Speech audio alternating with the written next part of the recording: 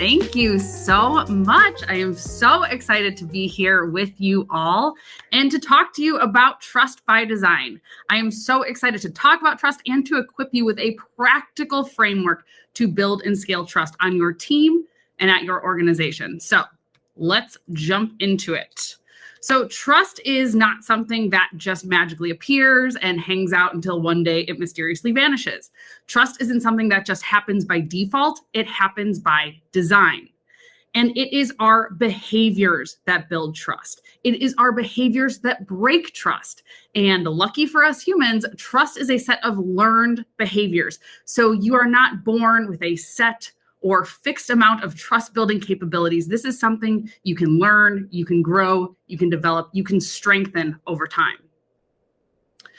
And when we work with our clients to define and scale their organizational cultures, we always talk about how strong organizational cultures, high-performing teams are built on a foundation of three things: trust, communication, and alignment. So if you have an issue on your team or you have an issue in your culture, it is one of these three things. It is either a trust issue, it is a communication issue, or it is an alignment issue. And 90% of the time, in our experience, when you break that issue down, it truly is a trust issue. So trust is extremely important. It impacts every single area of your organization. And so I'm curious, I want to do a little Slido action here. When you think about trust breakers, what are the behaviors that break trust on teams from your perspective? I see dishonesty, not sharing information with an exclamation point, micromanaging, inconsistency. Dishonesty is still the biggest thing. Hidden agendas, yep. Competition, lack of ownership, misleading, breaking confidentiality, lack of follow through, inconsistency, dishonesty. Yeah. Yep. We know them, right? We know the trust breakers, that's for sure. So going to the other end of the spectrum, instead of breaking trust, how do we build trust? How do we intentionally build trust to become high-performing teams? Now, remember, it is our behaviors that build trust. And so I want to talk to you about 5 core trust behaviors. And I want you to think of this like a framework. When you are doing these 5 behaviors, this is how you build trust with another person or on your team. So the 5 behaviors are, the anticipation is killing me. Number 1, connect. Number 2, create safety. Number 3, commit. Number 4, be clear. And number 5, celebrate. So we are going to dive into each one of these trust behaviors. And let's start with connect. We trust people who we feel connected to. At its core, trust is all about relationships, and relationships are built through genuine, meaningful connections. We trust leaders and teammates who demonstrate that they care about us on a personal as well as professional level. And I love to sum this one up by, when I feel seen by you, when I feel heard by you, when I feel valued by you, that is when I trust you. So what does this look like in action? What are some things you can start doing today to build trust through connection? First and foremost, talk to people. Yes, you're going to have conversations with the people that you work with. And when you have those conversations, eliminate distractions. Be present with that person. Put down Slack, put down Teams, put your phone on silence. Really give the gift of your attention to that other person. And when you're talking to that person, be curious, ask powerful questions, ask questions that really help you get to know that person, know who they are, what motivates them, what challenges they have, what their unique thoughts, ideas, and perspectives are. And listen. It was said earlier, listen with your heart, listen with the intent to understand the other person, not just to respond to them. Another thing you can do to connect and build trust in that way is have one-on-ones, especially as leaders. If you're having them, continue to have them. If you're not having one-on-ones, start having them. 60% of employees say that one-on-ones build trust faster than any other action that a leader takes. And it makes sense, right? You have this dedicated time and space to build that connection, to eliminate those distractions, to get curious and really listen to each other. So that's connect. Now let's talk about creating safety. We trust people who we feel emotionally and psychologically safe with. And when we feel safe, we speak up. we admit mistakes, we ask for help, we share ideas, and we get to be ourselves. And when that happens, we give our all, and our companies thrive as a result. So what does this look like in action? What are some things you can start doing today to create that psychological safety on your team, to create that trusting environment? The first thing you can do is you can model safety by being vulnerable. Now, I know that that's a lot to ask, like go out there and just be vulnerable. So a way that you can make vulnerability actionable is through the words that you use, what you say. And I like to call these safety sentences. So these are phrases that you can say that will create psychological safety on your team.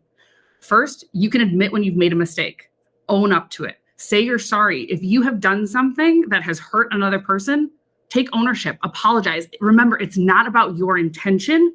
It's about the other person's experience. One of the most powerful things that you can say as a leader is, I don't know. Demonstrate that it is okay to not have all the answers. None of us have all the answers all the time.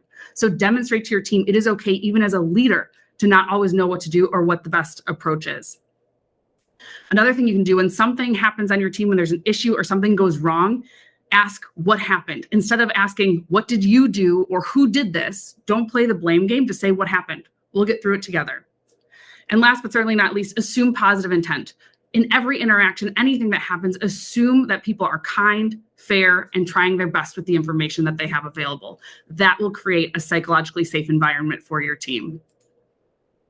All right, that was create safety. Now let's talk about the next core trust behavior, commit. So commit is all about doing what you say you're going to do. We trust people who do the things that they say they're going to do. So this is about reliability and follow through. One of the fastest ways to destroy trust, if you're just having a day and you're like, you know what, I'm going to go and I'm going to destroy trust with as many people as possible. The best way to do that is to make a bunch of promises that you cannot keep.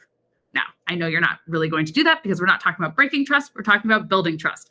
And so one of my clients, they call this your say-do ratio. And I love that. So really getting clear on what's your say-do ratio. How often are you doing the things that you say you're going to do?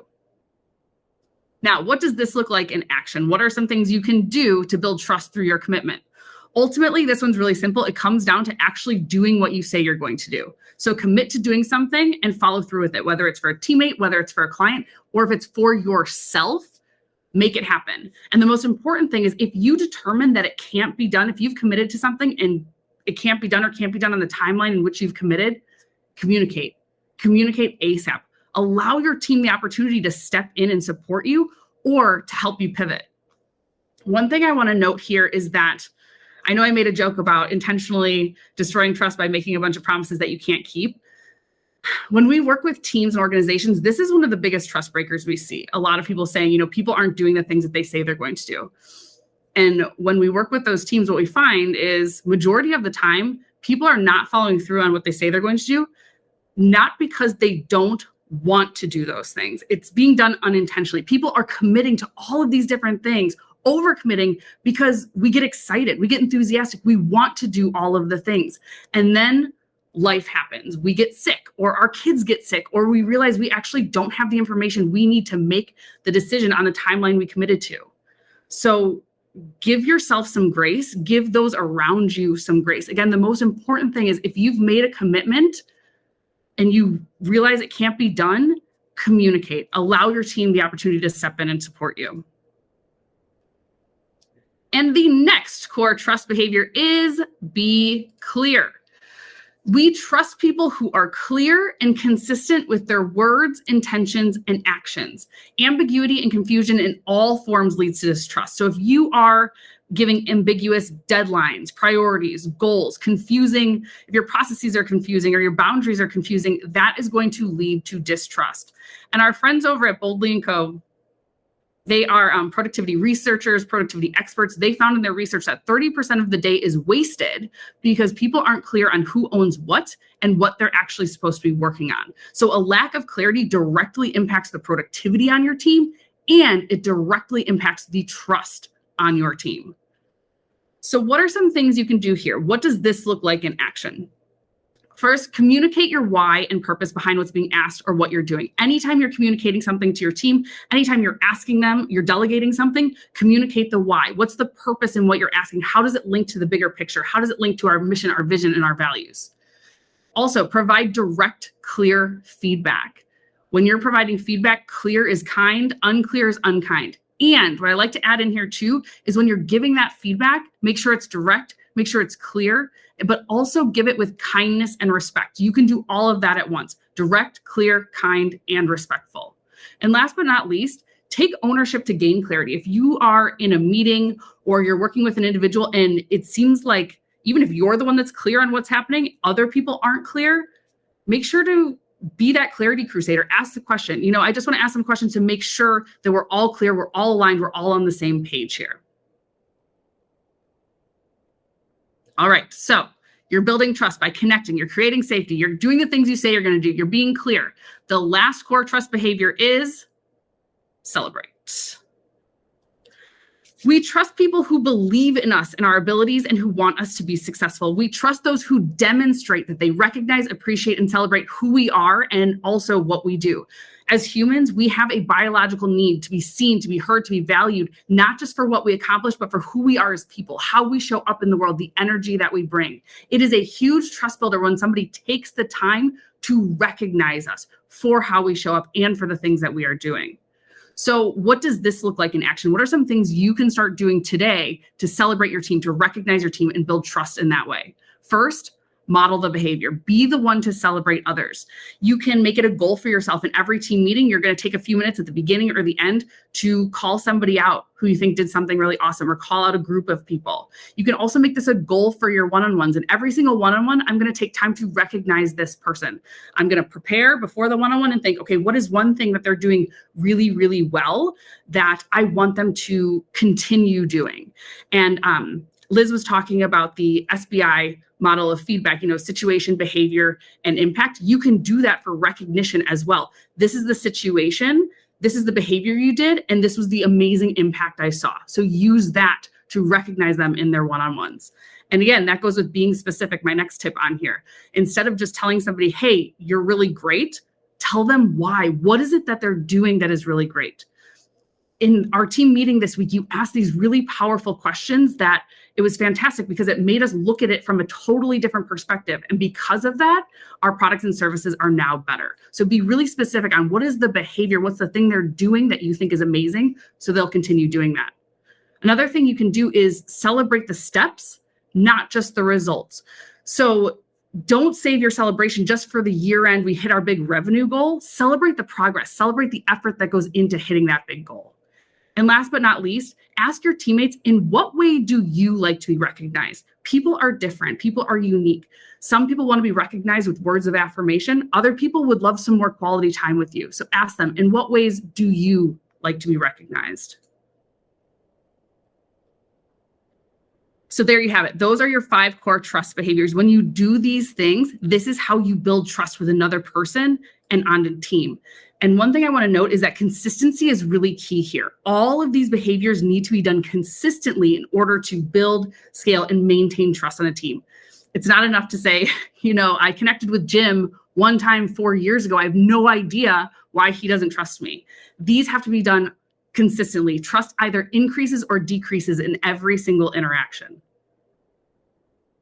And so when you put those together, the 5 core trust behaviors plus consistency, that is how you get your Trust by Design framework. And so I want to hear from all of you. Based on these 5 behaviors, I want you to self-assess, self-rank yourself. 1, I am great at this behavior. 5, I would like to work on this behavior more. How do you rank with each of these behaviors?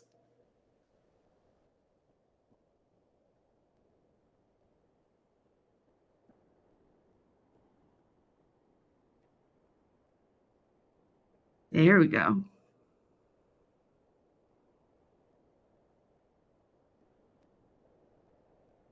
All right. Kind of all over the board. I like us.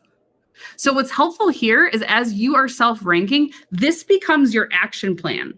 The ones that you're really great at, don't stop doing those. Keep doing those. And the ones that you're rating yourself lower on that you need to work on more, take some of the tips we talked about today and really start practicing, really start honing in on that. And so my call to action for you all today, Talk about trust with your team. Share what you have learned today. Ask your teammates, what behaviors build trust for you? What behaviors break trust for you? And share what your responses are to that as well. Commit to the trust by design framework. Teach it to your team. And then it doesn't matter how much trust you have as a team, trust will inevitably break at some point. So be proactive. Talk about it now. Talk about what you all want to do together as a team when that trust inevitably breaks. All right, give yourselves a round of applause. You made it. You made it through your Trust by Design Masterclass. And thank you so much for being a part of today. I'd love to connect with you all on LinkedIn too. Wonderful. Thank you, Leah. That was truly, truly wonderful. And the energy is just, going through the screen. So there's a couple of questions for you, and you're actually ended on time, which is also very impressive. So we have full 5 minutes to take some questions. Andy is asking, how do I find data to make the case for prioritizing the focus on building trust for managers or leaders? Any sources that you could share with us? Yes. There's a lot of sources out there. There's a lot of people who are doing some really incredible research on trust and the impact that it has on organizations right now. So look at the Harvard Business Review. They've done many, many studies. Also, David Horsager, Horsager, he has dedicated his life basically to researching trust and the impact that it has on business. His work is fascinating. Definitely look at him. One of the things he found in his work is that trust affects your bottom line more than anything else. And so just like that sentence alone and then diving into his research is absolutely fascinating. Great. So again, we can link it up to the materials after the event.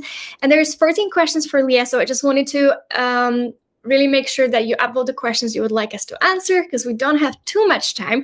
But I do love the question from Terry. So as a leader, there are often times where we cannot be transparent. How can we make sure that we explain this to the staff or to our employees when we can't always share things until more is figured out? I think that, first of all, I love that you're bringing this up, and how do we help staff understand? Because there are people out there who would just say, you know what, we can't be transparent, and so just deal with it. So I love the idea of having that conversation, just explaining as a leader, sometimes there are things that are going on that we can't share until we have more information, even if we want to share. And that can be a really difficult position to be in.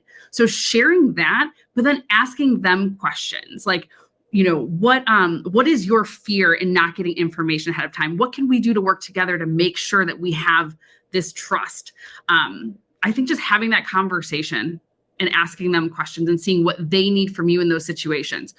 I don't know why this came up for me. I was just thinking maybe you have like a code word. Maybe it's like chicken, and when I say chicken, it means like I really want to be transparent right now, but I can't. I have to wait until I have more information. Please trust me on this. Wonderful. Our GM is still watching, so he can use chicken in our next all hands. No, I'm joking. So there's a question, anonymous question, that I personally really like, and it resonates with me a lot. So as a female leader in a male-dominated profession, when I am vulnerable, it is often used against me, for example, as a proof of incompetency. So how do you balance this out? Like, how can we be vulnerable while appear to be strong and competent? It's a really good question. It's a hard one to not dive into really deep. I think what I want to share here is that vulnerability looks different for everyone. So a lot of times when we are being vulnerable, or we don't, let me say it the other way. A lot of times we don't perceive somebody else as being vulnerable, and actually they are. So vulnerability does not mean that we have to, get really emotional, or we need to be crying in a meeting or anything like that. Sometimes vulnerability for a person is just showing up to that meeting. So that's one thing I want to know, is that vulnerability looks different for everyone. How do you balance this strength with demonstrating strength, competence? It's a hard question. Nadia, what do you think? You said this one resonates with you. What resonates with you about it? Well, I have to be honest, when I was reflecting on this, I think I'm lucky that I don't have the experience that I was actually ever called weak, or that I would be, challenged on this one. And I just think, what human-centric leadership is like, bringing your full person to work and being the same person that you are inside and outside of your role. And I think that authenticity is like that vulnerability. And I think if you're okay with yourself as a person, if you have that self-awareness that Liz shared earlier, then I think like that also shows in that leadership style. Yeah. Something else that's coming up for me here too is just maybe there's an opportunity for more training or education for this group in particular, and just talking about trust. And, again, like kind of the question earlier of like, is there data to back it? There's so much data to back why we need to build trust, especially in the world of work today, that maybe if you can bring in facts, figures, data, and then talk about how vulnerability is one of the things that build psychological safety, which is what we need to excel as a workplace today. So maybe it's starting off like very tactical, high level, and then breaking it down into vulnerability and having more of a conversation around that. Yeah. So it sounds like there could be some education and training there for people. Shifts the perspectives. But it's a huge topic for sure. Yeah, we are running a little bit out of time. So I just wanted to thank you so much for being here today with us. And looking at the amount of questions that is coming in, I think we should do a follow-up webinar on this topic at some point. Perfect.